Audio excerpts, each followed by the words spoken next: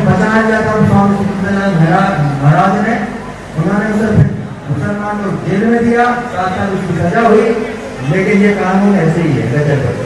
फिर दूसरा हमला हुआ, वो समझा किसी और व्यक्ति को, लेकिन उसको मार दिया, वो बच गया। ऐसे ही तीसरी बार हमला हुआ, उसको मार दिया। फिर ऐसे हमला हुआ पंडित लेखराम के ऊपर, जो हिंदुओं को मुसलमान बनाते हैं ना हमारे बीच में, आकर के मौलविया धीरे धीरे अच्छे बनते हैं, इसको कहते हैं अलतकैया। जो अच्छा मुसलमान है ना, अच्छे बनने का जो रोल निभाता है, उस तरीकों को कहते हैं अलतकैया।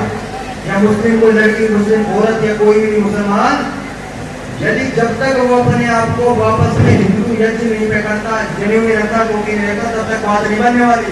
सिर्फ तो कोई भी लगा देता है, अगले सेकंड में हटा देता है। जनेऊ और चोटी जब तक ना रखे और दोनों काल की संध्या ना करे, श्री राम भी दोनों काल में संध्या करते थे।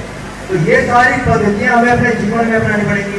आज हमारे समाज में चले जाओ, एक घर मोहल्ले में चले जाओ, एक घर में घुसो, उसमें पूजा पद्धति अलग प्रकार की है, अगले में चले जाओ फलां अलग प्रकार की है, अलग अलग बाबाओं में, अलग अलग गुरुओं में सारा देश भर गया। लेकिन कोई ये नहीं समझता श्री राम किसकी पूजा करते थे, श्री हनुमान किसकी पूजा करते थे, श्री शिव जी महाराज किसकी पूजा करते थे।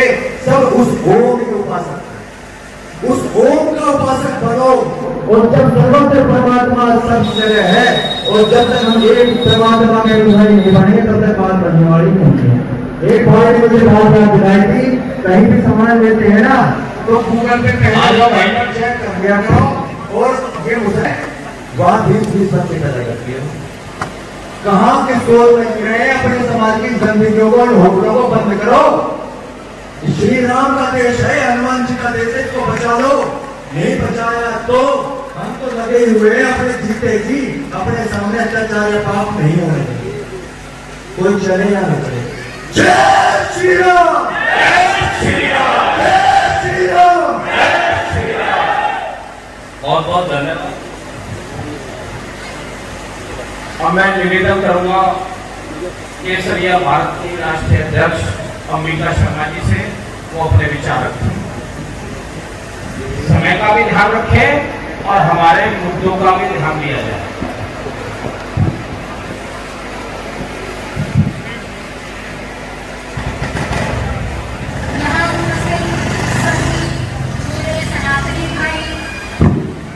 मेरी महिला शक्ति सभी को मेरा नमस्कार, जय श्री राम। यहाँ पर उपस्थित सभी मेरे बड़े बुजुर्गों को मेरा प्रणाम। सभी को जोर से बोलो जय श्री राम। जो महिला सशक्तिकरण और महिला उत्पीड़न से रक्षा के लिए कार्य कर रहा है, आज के इस माहौल में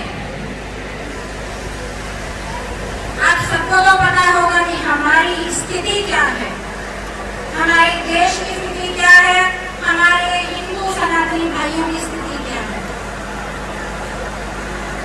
हमें आजादी मिल तो गई है, लेकिन हम आजाद नहीं हैं। अभिव्यक्ति की आजादी है, लेकिन अपने विचारों को व्यक्त ठीक ढंग से नहीं कर सकते। जिसने भी अपने विचारों को व्यक्त किया, आवाज उठाई, खासकर अपने धर्म के लिए जिसने भी आवाज उठाई, वो या तो जेल में गया, या जान से गया, या फिर जमीन के अंदर अंडरग्राउंड हो गया। हमारे देश में ऐसा कोई कानून नहीं है जो हमारे हिंदुत्व की रक्षा करे, हमारे हिंदू भाई के साथ। ऐसा उन्होंने क्या कह दिया था, ऐसा उन्होंने कौन सा झूठ बोल दिया था कि उनको इतना बड़ा जो है प्रोपेगेंडा बना दिया, पूरी दुनिया में हाहाकार मच गई, कत्लेआम मच गया। ऐसा क्या कह दिया था? वही जो कहा जो लोगों के कुरान में लिखा है या उनकी किताबों में, हदीस में लिखा है, वही उन्होंने बोला। हाँ, उनके बोलने की भाषा में थोड़ा आवेश था, थोड़ी अभद्रता थी। वो अभद्रता कैसे आई? दूसरी पार्टी के व्यक्ति ने, दूसरे पार्टी के दूसरे धर्म के समुदाय के व्यक्ति ने हमारे भाई ने के बोला कि हम चलेंगे प्रोग्राम करते हैं, तो स्वागत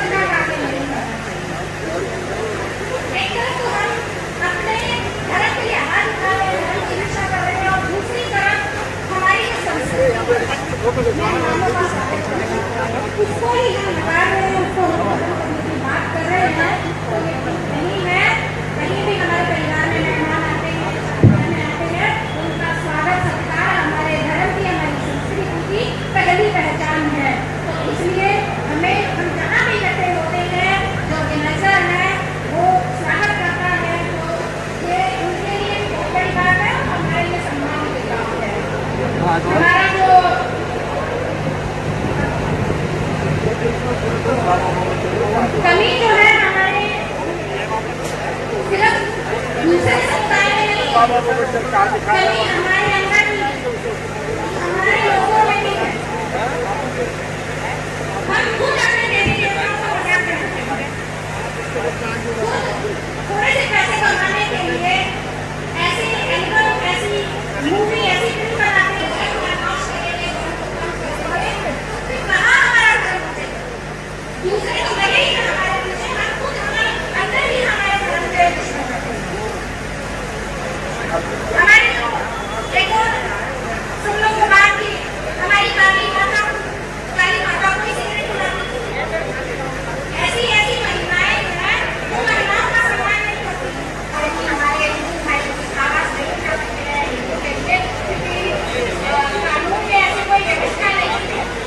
लेकिन मैं ये चाहती हूँ कि ऐसा जैसे हम धर्म में ज्ञापन देते हैं, तो मैं उससे निवेदन करती हूँ कि ऐसे ज्ञापन हर जगह दिए जाए, उसमें देश के कानून में हमारी देवता के खिलाफ कानून, जो देवता करता है उसके लिए सजा की जो है प्रावधान होना चाहिए। ऐसा कोई ज्ञापन हमें जरूर देना चाहिए। धन्यवाद। जय श्री राम।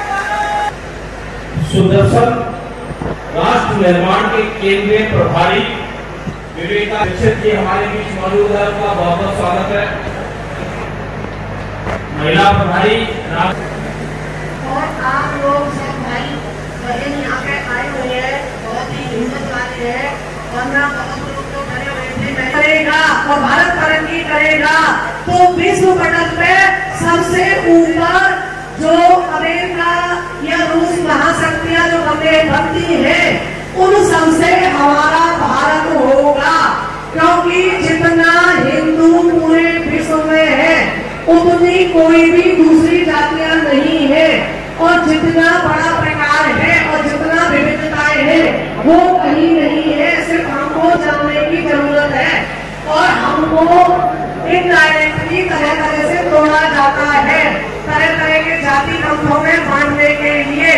और इसलिए जो रुकु शर्मा जी ने कहा उन्होंने वही कहा जो उनकी किताब में लिखा हुआ है, पर उन्हें इस बात पर गुस्सा आया कि वो जो बीमारियां डालते मर्डर भागते नहीं, और उनको आगे चल के हमारे भाई दिखा देते, खत्म कर देते। आज उनको फांसी मिलनी चाहिए, लेकिन फांसी से ज्यादा मजा डाला था जब कतरा बहू उनका बिछा दिया जाएगा।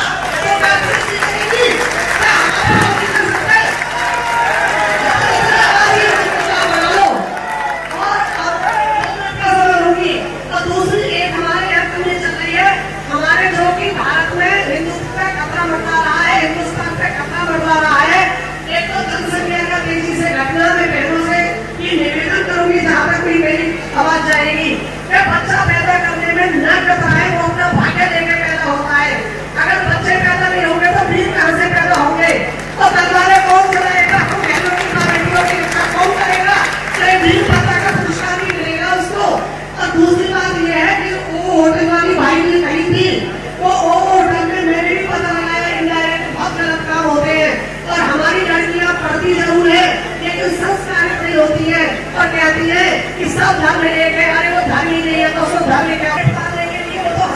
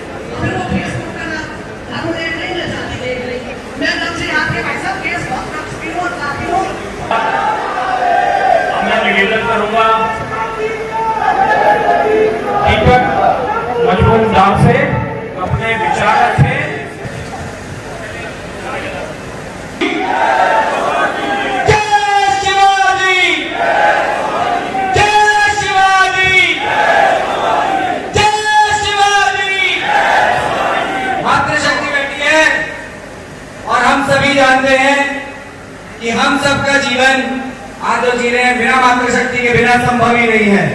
उनके सम्मान में पूर्ण जितनी आपके तंत्र में ध्वनि है पूरा प्रयोग करें। जय शिवाजी। वहां तक आवाज जानी चाहिए जहां आज रक्त बह रहा है निर्दोषों का। जय शिवाजी। जय तारा वीर बजरंगी। अभी यहाँ पे अनेक वक्ताओं ने अपने महत्वपूर्ण विचार आप सबके समझ रखे कि हमें क्या करना है।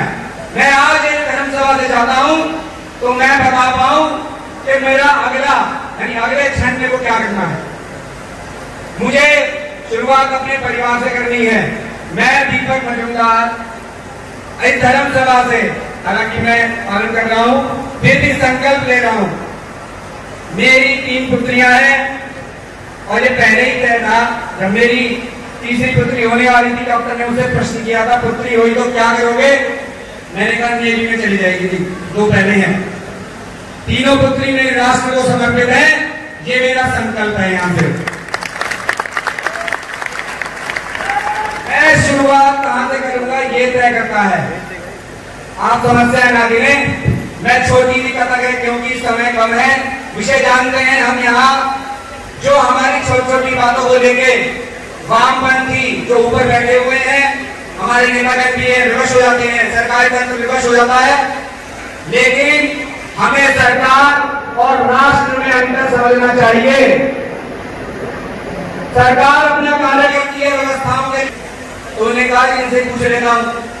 उन्होंने कहा जी फसल अच्छी होती है पर हमें भी निःशुल्क बीज देता है अपने बढ़िया फसल के मकई में। और ये हमारी फसल भी अच्छी होती है। तो जब वो किसान के पास पहुंचा और उससे पूछा कि भाई साहब आपको प्रतिवर्ष उत्तम फसल का पुरस्कार मिलता है और मैंने सुना है कि आप पूरे गांव वालों को निःशुल्क बीज देते हो ये तो बड़े महंगे हैं। उन्होंने कहा भाई साहब यदि ये अपने प्रयोग किए हुए घटिया बीज अपने खेतों में डालेंगे तो जब परागण मुझे मेरे खेत में आएंगे तो मेरी फसल भी खराब हो जाएगी। मैं समझता हूं कि ये बुद्धिजीवी हैं यहाँ पे भाव समझ रहे होंगे। इसीलिए मैं उन्हें उत्तम बीज देता हूं कि अगर उनके परागण उड़ के भी मेरे खेत में आए तो मेरी फसल खराब ना हो। मैं अगर उत्तम विचार अपने पड़ोसी को दूंगा अपने निकट वाले को दूंगा मेरा घर भी सुदृढ़ होगा। मैं उसके घर की रक्षा का दायित्व लूंगा मेरी घर का सुरक्षित होगा। इतना नारायण वीर बजरंगी। नारायण वीर बजरंगी। नारायण वीर बजरंगी।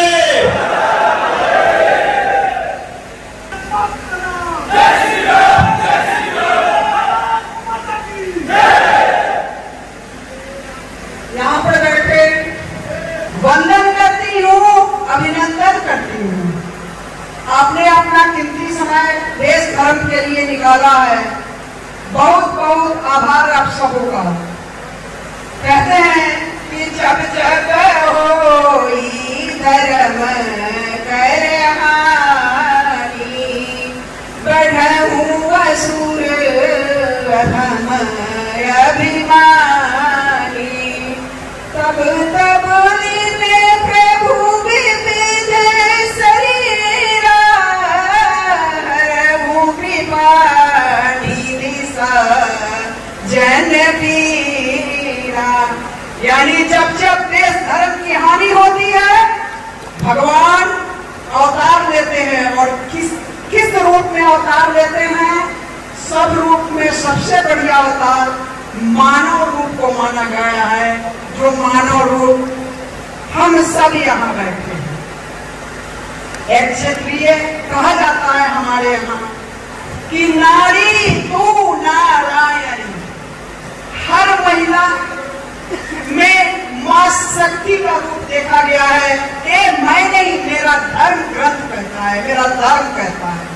और आज देश में हमारे माता काली को सिगरेट पीते हुए दिखाया गया है, लेकिन खून नहीं खोल रहा है। क्या लगता नहीं है कि हमारा खून खोलना चाहिए? हम रोड पे खड़ा होना चाहिए। हमें सुदर्शन 3 दिन पहले माता काली के लिए हम लोग जनसंवाद रखे थे। आपको आश्चर्य होगा, मैं खुद 100 जगह फोन की थी, चैनल से भी गया था। 25 महिला वहां आई थी, वो भी कुछ बोलने को तैयार नहीं हो रही थी, कहीं राजनीति दल नाराज न हो जाए उनसे। माता काली पता नहीं सिगरेट पी थी कि नहीं, ये विधर्मियों का साजिश है, भावना है, लेकिन खून पीती थी, ये साक्ष्य है, ये मेरा धर्म कहता है। तो खून पीते हुए भी दिखाना चाहिए। और किसका खून पी थी? असुर का, विधर्मी का, वो भी दिखाना चाहिए। खैर, अब देश की जो परिस्थिति है, धरती बलिदानी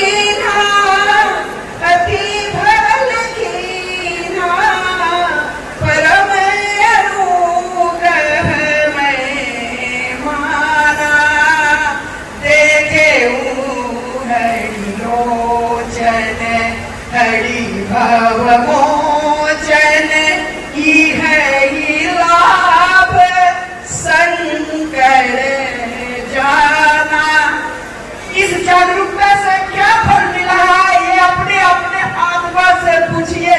कहीं न कहीं हम सजग हो गए हैं, हम सतर्क हो गए हैं, हम लड़ने मरने मारने को तैयार हो गए हैं। नहीं तो अभी तक, आज से 10 साल पहले तक हम लोग एकदम सुस्त थे। जो हो रहा था होने दिए, तभी तो हमारे सर पे खतरा इतनी तेजी से बैठ गया। अगर उसी समय हम जागरूक हो गए रहते, हम विरोध करना सीख गए रहते, तो आज खतरा हमारे दरवाजे तक नहीं आई। इसलिए जो भी हो रहा है उसे जागरूक रहें, सतर्क रहें, नारी का सम्मान करें।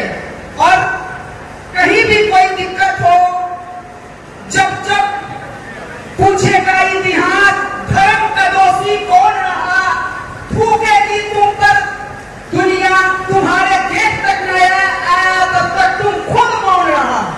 जब तक नहीं आया हमारे दरवाजे तक विपदा, तब तक हम खुद मौन रहे हैं। ये मत समझिए जो आज इन पे संकट आई है, वो संकट आप पर भी आएगी। क्योंकि कोई जरूरी नहीं है जो बारिश आज यहाँ हुई है तो कल वहां नहीं होगी। बरसना उसका काम है, इसलिए वो बरसेगा। आज कितने % लोग हैं जो कदम में कदम मिला के चल रहे हैं? हम अभी 20% भाई, चाहे गलत किया है, आप मेरे भाई हैं, सही किया है वो भी मेरे भाई हैं। हम अपने भाई पर सशंकित न रहे, हम अपने बहनों पर सशंकित न रहे। अगर मेरा भाई कहीं गलती किया है, एकांत में बैठ के समझाए, सरेआम विरोध न करे। हम टूटेंगे, वो झूठेंगे, हम झूठेंगे, वो टूटेंगे। जब जब हम बटे, तब तब हम कटे, जहां जहां बटे वहां वहां कटे। कश्मीर गवाह है, वहां भाई भाई पड़ोसी दोस्त और भाई जिसके हितकारी चाहते थे वही काटा। अभी अमरावती में जिगरी दोस्त खुफियागिरी किया है। कल हमारी टीम वहां जा भी रही है, सुदर्शन जी। जहां जहां बटेंगे वहां वहां कटेंगे। ये मेरे भाइयों, समय सुस्त होकर घर बैठने का नहीं है। बहनों से भी कहती हूँ कि जानो बहनों, समय नहीं अब, आओ बहनों समय नहीं अब, शोभा और श्रृंगार की अब चुकाना ऋण है हमको, नारी और भारत माता के स्वाभिमान की। अपने बच्चियों को सदैव ये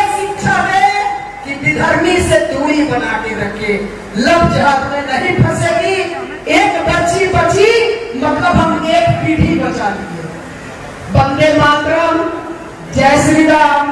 भारत माता की, भारत माता की, वंदे वंदे। धन्यवाद। बहुत बहुत धन्यवाद बहन जी।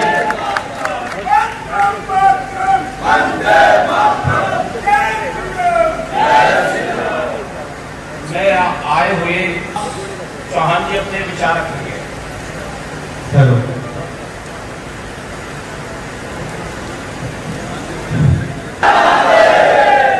साथियों, आज हम इस मैदान में जिस विषय के ऊपर एकत्रित हुए हैं, मुझे बार बार बात दोहरानी नहीं है, सबको पता हम यहाँ किस में, और ये कोई पहली घटना नहीं है इस देश के अंदर कि कहीं किसी हिंदू को काट दिया गया और हमारे नेता, राजनेता और हमारे जितने भी समाज के ठेकेदार हैं वो अपने घरों में मौन बैठे हैं।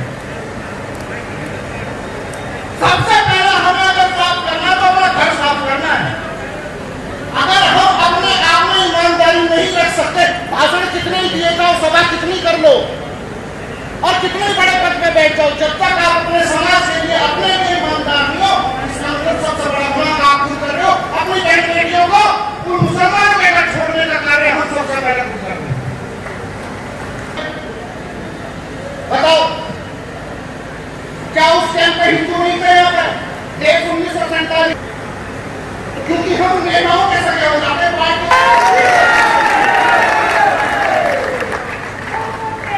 हम लोग अपने बच्चों को संस्कार देने बंद कर दिए।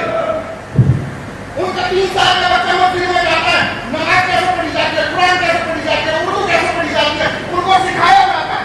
हमारे बच्चे 3.5 साल के मोबाइल हाथ में घुमा दो, हम देते हैं अपने बच्चों को संस्कार। हमारे सोने संस्कार है, सोने में से हम क्या तो ये इस पंचायत में यहाँ पे कुछ मायने हो सकता है। अगर यहाँ से उनके अपने घर जाके नीचों को हाथ फेंककर सो रही है तो भाई किसी पंचायत में आने की जरूरत नहीं है। अगर उनका अपने लगवा रहे हो तो आपके समाज में नेता आपकी पहली कड़ी खड़े होकर नहीं करते। हम बोलेंगे जय श्री राम, आप बोलेंगे जय जय श्री राम। जय श्री राम, जय श्री राम, जय श्री राम। वंदे मातरम, वंदे मातरम। बहुत ही धर्म कहा जाए या शर्म कही जाए, वल्लभगढ़ जैसे स्थान पर और ऐसे विषय पर के आवाहन पर इतनी कम संख्या में लोग आए हैं, लेकिन जो लोग आए हैं उन पर तो गर्व है और जो नहीं आए हैं ऐसे लोगों पर शर्म है। इसलिए दोनों शब्दों का प्रयोग करते हुए मैं अपनी बात प्रारंभ करता हूं। और एक विनय न मानती दल विजड़, गए 3 दिन भी होले राम सकोप तब, भय बिन होए न प्रीत। ये सुप्रीम कोर्ट हो या शासन प्रशासन की व्यवस्था हो, कहावत कही है समर्थ को नहीं दोष गुसाई। जो समर्थ है, ताकतवर जो दिखता है, सारा शासन प्रशासन न्यायालय उसके आगे झुकता है। उनकी एक ही ताकत है कि वो 5 मिनट में 5,000 10,000 इकट्ठा हो जाते हैं। वो कोई भी काम करे, किसी की भी सरकार हो, उनकी सुनेगी। और हमारी एक ही कमजोरी है, हम नाचने वालों के लिए, नौटंकी के लिए इकट्ठा हो जाएंगे, लेकिन धर्म के नाम पर ऐसे ही कुछ हमारे वीर बंधु आते हैं 10-20-50-100 लोग। जब तक हम ये ताकत नहीं पैदा करेंगे, हमारे किसी देवी देवता के प्रति कोई अपमान की बात करता है, वो जज्बा हम नहीं लाते सड़क पर, हम नहीं खड़े होते, हम उनके खिलाफ FIR नहीं कराते, तब तक ये सब व्यवस्था ऐसे ही चलने वाली। और उसका कारण है हम लोग खड़े हो जाते हैं, हम अपनी संतानों को नहीं जोड़ पा रहे। वो नवाज जाता है तो छोटा वो उंगली पकड़ करके भी चला जाता है। हम पूजा करने जाते हैं तो पूजा करते समय हम बच्चे से कहते ठीक है तुम वीडियो गेम खेलो या मोबाइल खेलो, क्योंकि हमको तब तक परेशान नहीं करें। तो बच्चों में कहीं न कहीं संस्कार भी हमको देने पड़ेंगे, हमको भी खड़ा होना पड़ेगा। धर्म के नाम पर दीवारों में जुड़ने के लिए कौन सी चॉकलेट लेकर के बच्चे से कुछ भी कहला दो। क्यों? हमने वो जज्बा पैदा नहीं किया। हम धर्म की बात, राष्ट्र की बात अकेले में तो कर रहे, घर के अंदर जाने के बाद हम भी भूल जा रहे हैं। तो कहीं ना कहीं उन बातों को जिनको हम चाहते हैं कि हम में हो, वो हमारे परिवार में भी चर्चा का विषय बने, उनको लाना पड़ेगा। धर्म के प्रति आकर्षण खड़ा करना पड़ेगा। बच्चे जिम जाते हैं तो मंदिर में हमको जिम की व्यवस्था करनी पड़ेगी। हमारी बहनें गीत गाती है तो हमें भी उनको कोई मंच देना पड़ेगा। हमें भी भजन कीर्तन में कंपटीशन कराने चाहिए। अगर विश्व सुंदरी का खिताब जीतने के लिए एक प्रकार का षड्यंत्र देश में चल सकता है, तो हम भजन गायकी में क्यों नहीं ऐसे विश्व सुंदरी लोग, विश्व गायकी लोग खड़े कर सकते हैं। तय करिए वल्लभगढ़ में एक भजन गायिका, भजन गायक, अच्छा पहलवान जो बजरंगबली के मंदिर में तैयार होगा, हम उसकी व्यवस्था करें। दूसरा, सड़क पर निकलना पड़ेगा हमको, उसके लिए अपने समाज को तैयार करना पड़ेगा। केवल भाषण और मोबाइल पर और फेसबुक पर हम अगर ये करते रहेंगे तो ये सब चलता रहेगा। अकेले सुरेश चौहान के या सैनी जी जैसे लोगों से केवल काम नहीं होने वाला है। हम सबको सुरेश चौहान के बनना होगा, हम सबको पृथ्वीभूषण सैनी बनना होगा, तभी ये स्थिति आएगी। और अब कोई भी ऐसा होता है जहां पर भी इस हॉल में जगह नहीं होगी, इतने लोग खड़े होंगे, आप 10,000 कहीं खड़े हो जाओ और उसके बाद मुझे बताओ क्या कहते हो। यही प्रशासन पहले आपसे पूछेगा आप क्या चाहते हो। तो प्रशासन की एक ही जिम्मेवारी होती है, शांति व्यवस्था बनी रहे किसी भी कीमत पर। कोई सरकार हो, कोई सरकार दंगा नहीं करने देगी, लेकिन अगर ये पता लग जाए कि समाज के किसी व्यक्ति को छेड़ दिया तो आग लग जाएगी, तो वो फिर छेड़ नहीं सकते। सबसे सरल उनको यही समाज लगता है और इसलिए इसको वो छेड़ते हैं। ऐसे लोगों को ऐसे सर्वोच्च पद पर रहने का कोई अधिकार नहीं है। लेकिन केवल एक छोटी सभा में मांग करने से ये संभव नहीं है। जगह जगह पर, जिले जिले में, नगर नगर में आप ऐसे अभियान चलाइए, ज्ञापन भेजिए, हस्ताक्षर अभियान चलाइए, अपने सांसद को मजबूर कर दीजिए कि महाभियोग सदन में लेकर आए, तब होगा ये। और इसी विश्वास के साथ एक बार पुनः आप सबको धन्यवाद देते हैं। और वो है सनातन धर्म, बाकी कोई धर्म ही नहीं है। जैन धर्म नहीं है, पंथ है। बौद्ध धर्म नहीं है, पंथ है। सिख धर्म नहीं है, पंथ है। और इस्लाम तो पंथ भी नहीं है, वो है मजहब। उनके अपने ग्रंथों में लिखा हुआ है कि इस्लाम मजहब है। ऐसे ही ईसाइयों का कोई धर्म नहीं है, वो रिलीजियस है। ये हमें जानकारी होनी चाहिए। तो ये हमारे लिए बड़े गौरव की बात है, दुनिया के एकमात्र धर्म में जो वैज्ञानिक आधार पे बिल्कुल खड़ा उतरता है कि हम उस धर्म में पैदा हुए हैं और उस धर्म की रक्षा के लिए और उसे सदासित बनाए रखने के लिए हमें अपना पुरुषार्थ करना बहुत ही आवश्यक है। और मैं निवेदन करूंगा, हमारे बीच भारत निर्माण सेना के करण सिंह जी, जो भारत निर्माण सेना के अध्यक्ष भी हैं, वो आए और अपने विचार रखें। और सभी से मेरा विनती है, महापंचायत का एक नियम होता है, कोई विचार रखे या ना रखे, लेकिन उठकर ना जाए। 2 बजे समापन होगा, तभी सब जाए। देवी सज्जनों, मैं मूर्त समाज का कार्यकर्ता हूँ। कर देनी है हमारे बता गया वेदों में, दुनिया में एक ही धर्म है, उसका नाम है सत्य सनातन धर्म। 4 वेद, 4 वर्ण, 4 आश्रम, 4 प्रतिभक्त, सोलह संस्कार पूरा वैज्ञानिक है। चारों वेदों में एक भी मंत्र ऐसा नहीं है कि इसकी कहानी हो, राजा की कहानी नहीं है। समस्याओं के समाधान है। सारे जगत में समस्याएं 8 नहीं होती है, 7 होती है। 300 की व्यक्तिगत, शारीरिक, मानसिक, आध्यात्मिक और सामूहिक होती है। धार्मिक आर्थिक के साथ पूरे विश्व में हमारा साथ होना चाहिए। और प्रत्यक्ष निधान के कुरान में बताते हैं खुद ही कि वही सब कुछ लूटो, हर चीज को लूटो, इनकी औरतों की महिलाओं लूटो, उनका धन लूटो, दौलत लूटो, ये सब लूट के इनके सत्तान देते, इनकी लूट निकालने की तैयारी करो। हम पूरे ताकतवर हैं, साधन संपन्न भी है, हर तरह से इनका मुकाबला करेंगे और पूरी भूमंडल से मुस्लिम समाज और ये ईसाई समाज को विपस्त करना। दुनिया में 5 करोड़ मुसलमानों को मुक्त किया, 10 के मिठाई को बनाया, 128 साल की आयु, तो आगे बहुत बड़े किया और युवाओं में ज्वलत जगाने का काम किया। उससे पूर्व सभी वक्ताओं ने विस्तार से अपनी बात रखी।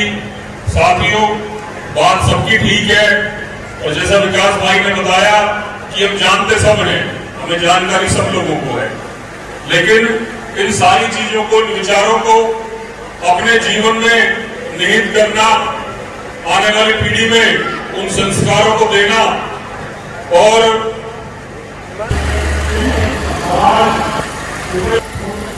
सरपंच साहब हैं बुखारपुर से, तो बात करते हैं 2 मिनट। तो प्रधान जी, आपका स्वागत है। आज की मीटिंग का क्या उद्देश्य था और आप लोगों को क्या बताना चाहेंगे? आज का उद्देश्य वकील साहब ये था, ये जो टीवी डिबेट के अंदर नुपुर शर्मा ने जो बयान दिया है, उसके खिलाफ जो देश में शरारती तत्वों ने, तो मैं ये कह रहा हूँ, इन लोगों ने जो एक क्रिएट कर रहे पूरे देश को और अच्छे लोगों को, जो ये चीज इनका अपना बयान नहीं था, ये चीज तो पहले किताबों में दर्ज है। अगर वास्तव में ये गलत है तो उन किताबों को जलाना चाहिए, उन ठेकेदारों को उन किताबों से हटाना चाहिए। उस बयान को जो उसने किताबों के आधार पर बोल दिया, उसको गलत नहीं ठहराना चाहिए। उसी चीज को ध्यान में रखते हुए आज यहाँ जागरूकता मीटिंग है और लेके राष्ट्रपति से लेके मुख्यमंत्री तक सबको ज्ञापन देने का काम करेंगे। इसी कड़ी में माननीय न्यायाधीश ने भी एक टिप्पणी कर दी है कि जितने भी दंगे हो रहे हैं वो उसी इंसिडेंट के कारण हो रहे हैं। लोगों में दोनों के खिलाफ रोष है और उस रोष के खिलाफ इकट्ठे होकर अपनी बात कर रहे हैं और यहाँ से ये संकल्प ले रहे हैं, ज्ञापन देने का काम करेंगे। चलो, फरीदाबाद वासियों क्या संदेश देंगे आप? फरीदाबाद वासियों को हमारा संदेश ये है कि भाई इन लोगों से इस तरह से झुकने की और दबने की जरूरत नहीं है। वो जो राष्ट्रवादी लोग हैं उनका समर्थन करें, जो राष्ट्र के खिलाफ है, धर्म के खिलाफ है, उनके खिलाफ रहे और एकजुटता बनाए रखें, अपनी बात को पुरजोर तरीके से कहें, पीछे न हटें किसी बात से। बहुत बहुत धन्यवाद। हाँ जी, स्वागत है आपका। तो थोड़ा बताएं आज किस बारे पंचायत थी और क्या संदेश आप देंगे नवयुवकों को, फरीदाबाद वासियों को? देखिए, आज जो माहौल बना हुआ है, एक दूसरे धर्म में और एक दूसरा धर्म उसके प्रति इतने आक्रोश है कि वो उसने हिंदुओं के गले काटने शुरू कर दिए। और एक हिंदुओं के धर्म में वो चाहे अनर्गल कुछ भी कह लें, वो सब माफ है, हिंदू एकजुट नहीं है। आज जरूरत है कि हिंदुओं को एक साथ एकजुट होने की और एक दूसरे को ये बताने की कि भाई जिस तरह से आप कर रहे हो हम भी एकजुट हैं और आपका अपने बचाव के लिए हम कुछ भी मुकाबला कर सकते हैं। और जो पहले किसी हमारी बहन ने जो सुप्रीम कोर्ट ने उसको अपने बचाव में गई थी, सुप्रीम कोर्ट ने जो उसको जलील किया है और जो उसके खिलाफत की है, उसके लिए हम उसको ये मांग करते हैं कि उस न्यायाधीश के लिए महाभियोग लाया जाए। राष्ट्रपति, प्रधानमंत्री, गृह मंत्री सभी को ज्ञापन दिया जाएगा और उस पर महाभियोग लाके उसको पद से हटाया जाए। जो कि दूसरे की खिलाफत करता है, नाजायज खिलाफत, उसने गलत नहीं कहा। उस बहन ने वो कहा जो लिखा हुआ था। और डिबेट जो चलता है ये टीवी में, मैं इसके खिलाफ हूँ, क्योंकि अपने घर में ही विद्रोही पैदा हो जाते हैं। जो कुछ राजनीतिक पार्टियां हैं वो धर्म को छोड़कर केवल राजनीति करती हैं।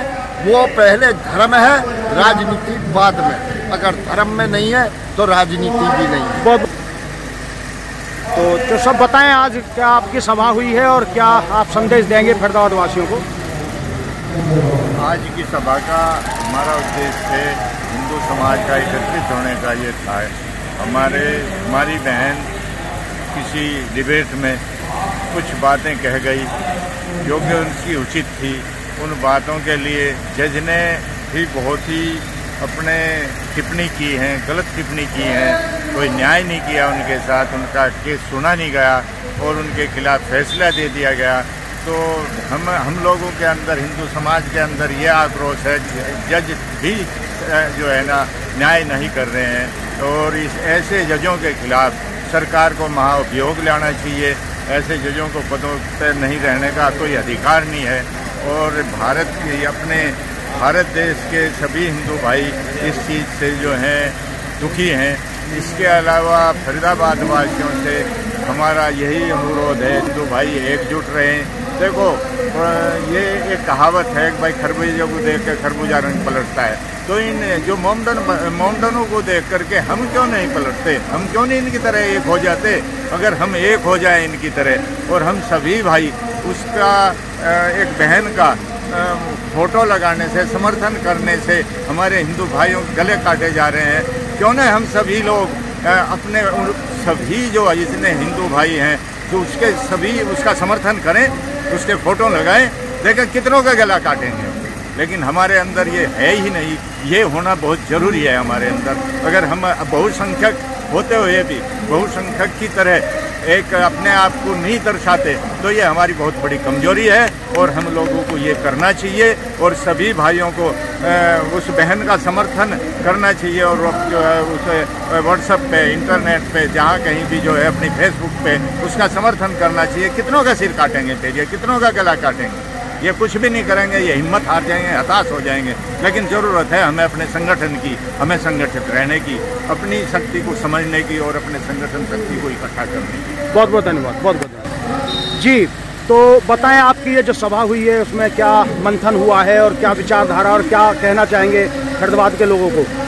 हमारा जो आज लोग इकट्ठे हुए उसमें ठीक है।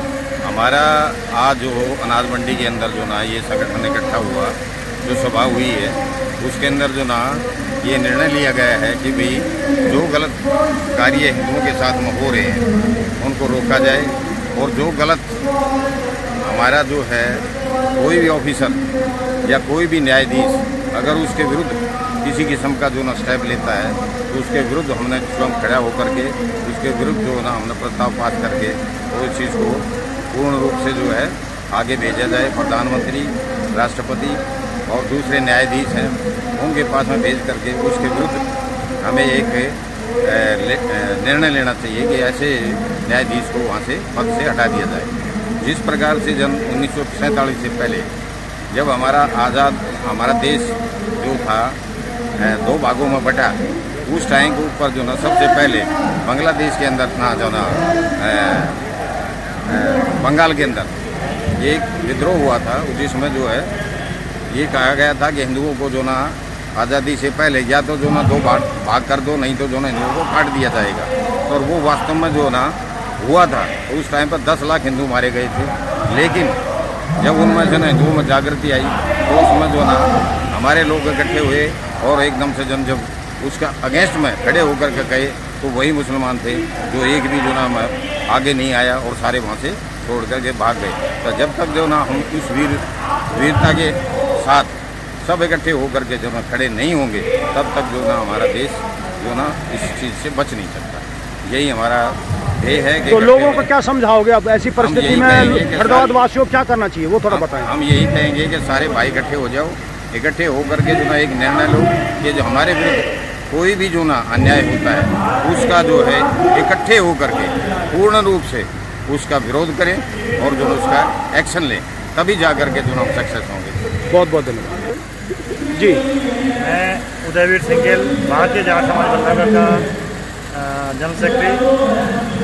आज जो ये सभा का आयोजन है, ये हमारा जो सनातन धर्म है, ये संस्कृति है हमारी, ये दुनिया की सबसे सर्वश्रेष्ठ धर्म है और सर्वश्रेष्ठ कभी ना मिटने वाली संस्कृति है।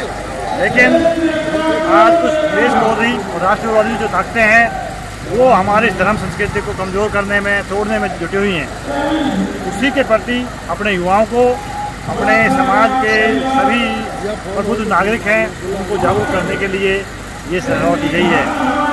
हमारा जो धर्म संस्कृति है, उसको बचाने के लिए हमें आत्मरक्षा हेतु हमारी जो बेटियां हैं, उनको एक विशेष शिविर लगाए जाए। हमारे जो आज के युवा है, वो कितने शिक्षित डॉक्टर इंजीनियर बन गए, लेकिन अपने जो धर्म और संस्कृति के प्रति, हमारा धर्म है, ये संस्कृति है, उसके प्रति उनको संस्कार हैं हमारे, उनके प्रति जागरूक करना, उनमें अच्छे संस्कार भरना, ये एक प्रमुख उद्देश्य है। हमें ये ध्यान रखना होगा कि अगर हमारा राष्ट्र के प्रति जो हमारे कर्तव्य हैं, उनको ध्यान में रखना है। हमारे जो बच्चे हैं, उनमें जब अगर देश के प्रति भावना नहीं होगी, तो हमारा जो राष्ट्र है उन्नति नहीं करेगा। राष्ट्र और समाज तभी बचेगा जब हमारा धर्म बचेगा, और इसके लिए हम सभी को एकजुट होकर के ऐसे प्रयास करने होंगे। जी जी। तो सर ये बताएं ना, आज की परिस्थितियों में क्या किस तरह इस परिस्थिति से निकलें और सामना करें? हर आदमी को धमकी मिल रही है कि उसकी गर्दन काट देंगे। मैं इसी दृष्टिकोण से कह रहा हूँ कि भाई किस तरह से आज की परिस्थिति का सामना करें, आज क्या करें करंट परिस्थिति में?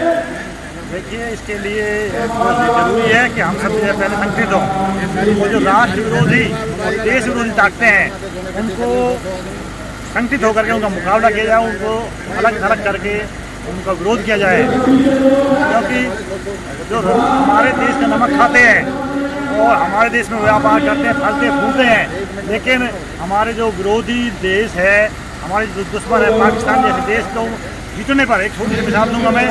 अगर खेल में क्रिकेट जैसे खेल के अंदर हमारा देश भारत हारता है, वो लोग खुशी मनाते हैं, और पाकिस्तान अगर जीतता है तो वो लोग, अगर वो पाकिस्तान हारता है तो थोड़ा कम होता है। ये बड़ी तो क्या संदेश दोगे? अब क्या करें, करंट में क्या करें इस परिस्थिति बचने के लिए? कुछ वो बताएंगे कुछ फर्दवाद वासियों को, लोगों को?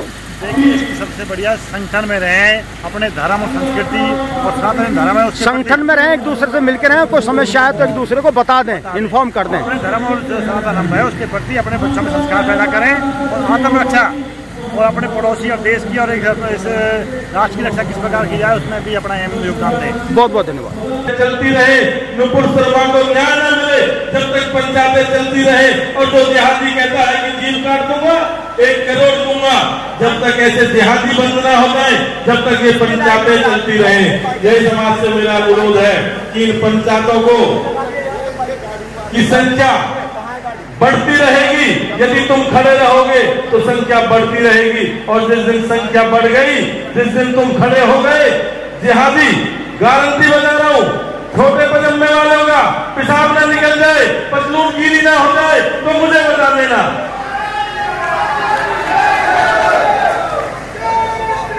हमें खड़ा होने की जरूरत है, और ये मैसेज मैं तो कहता हूं पूरे भारत मंडल में जाए। और एक बैठा हुआ जो अभी बात कर रही थी जिहाद मदरसों की, तो मैं आपको बताना चाहता हूं, माननीय टैक्सी पूरी दिल्ली में 5वीं क्लास तक के स्कूल मदरसों में तब्दील कर दिए गए हैं। उसके लिए हमें एक संकल्प लेना पड़ेगा। जो भी चुनाव लड़ते हैं उनके लिए हमें एक संकल्प लेना पड़ेगा। यदि राष्ट्रवादी हैं, यदि हिंदूवादी हैं, तो हम चुनाव में मतदान करेंगे, नहीं तो बहिष्कार करेंगे। समाज खड़ा भी नहीं होगा। जो समाज का ठेकेदार बन करके आप घूमते हैं, जो कहते हैं क्योंकि मैं भी खड़ा हो गया, वो भी खड़े हो गए, वो भी खड़े हो गए, समझ आता है और रिजल्ट कश्मीर का आता है, आप सभी को पता है। आज समाज में जितने भी हैं भाई बहन बंधु बैठे हुए हैं, अपने परिवारों में अपने धर्म की चर्चा जरूर करें। व्यासपीठ से भी मैंने अनुरोध किया था कि अपनी कथाओं में अपने धर्म का प्रचार जरूर करें, चाहे 5% का ही पर्सन ले, उस चीज का प्रचार जरूर करें। आज कोई भी व्यक्ति, हम नहीं बताते, घरों में जाकर के अपनी बहन बेटियों को कि इन आतंकवादियों से दूर रहना है, और वहां कहीं ना कहीं बहकाव लगा रहता है। अभी जैसा जी बताएं आज की मीटिंग का उद्देश्य और क्या शिक्षा था। देखिए, जैसे कि आपने भी देखा है, कुछ 15-20 दिन के अंदर सनातन धर्म पर जिस तरह से कट्टरपंथी लोगों ने उन पे आक्रमण करके उनके साथ जो उनकी हत्या करी है, ये भारत देश में बहुत ही शर्मनाक काम हुआ है। मैं ये कहना चाहता हूँ, बताना चाहता हूँ, जो आज की मीटिंग हुई है, जो आज ये लोग एकत्रित हुए हैं, ये लोग इसलिए एकत्रित हुए हैं कि किसी भी तरह से अधर्मी लोग, कट्टरता के प्रतीक जो लोग हैं, वो किसी भी तरह ऐसे हमले आगे भविष्य में भी ना करें। और क्या बताएंगे फरीदाबाद वाले नवयुवकों को, नागरिकों को क्या समझाएंगे कि ताकि सुरक्षित रहें? मेरा अपना जो मत है, अपना जो विचार है, वो ये है कि हमारे जो युवा साथी हैं, वो अपने आप को सुरक्षित रखने के लिए सबसे पहले एक साथ रहें, इकट्ठे रहें, जाति में ना बटें। कोई ये ना कहे मैं जाट हूँ, मैं गुर्जर हूँ, मैं ब्राह्मण हूँ। सभी एक ही बात कहें कि हम सनातनी हैं, हम सनातन धर्मी हैं, हम भारतवासी हैं, और कोई भी कट्टरपंथी और कोई भी अधर्मी यदि हम पर किसी भी प्रकार से कोई भी आक्रमण करता है तो हम उसका जवाब देने के लिए तैयार हैं। और मैं ये कहना चाहता हूँ कि जो लोग इस तरह से निर्दोष और निहत्थे लोगों पे वार करते हैं, वो लोग कभी वीर नहीं होते, उनमें किसी प्रकार का जज्बा नहीं होता, वो तो वीरता को और कलंकित करते हैं। मैं ये कहना चाहता हूँ, अगर आपको किसी से किसी प्रकार का द्वेष है तो उसके सामने आके करना चाहिए, तब पता चलता है वीर कौन है। सोते हुए को और निहत्थे को तो कोई भी मार सकता है। तो मेरा ये कहना है, हम भारतवासियों को एक रहना है, इकट्ठा रहना है, और कट्टरपंथी और जो अधर्मी और अहिंसावादी लोग हैं, उनका हमें हमेशा तिरस्कार करना और बहिष्कार करना है। बताएं किस लिए आज यहाँ सभा हुई है? आज हम सब एकत्रित हुए हैं यहाँ पर हिंदू समाज की रक्षा के लिए एकत्रित हुए हैं, क्योंकि हाल ही में कुछ घटनाएं ऐसी हो रही हैं जिसमें हिंदू समाज पर बहुत आघात पहुँचा है, जैसे कन्हैयालाल जी की हत्या, और यहाँ पे हिंदू सुरक्षित ही नहीं है, और हिंदू अपनी आवाज़ उठाता है तो उसके लिए कोई सुनवाई नहीं होती है। अगर हमें यही संदेश देना चाहते हैं कि हम यहाँ पे अगर किसी के साथ कोई घटना होती है या कोई परेशानी होती है तो हमारे से संपर्क करें। बहुत बहुत धन्यवाद।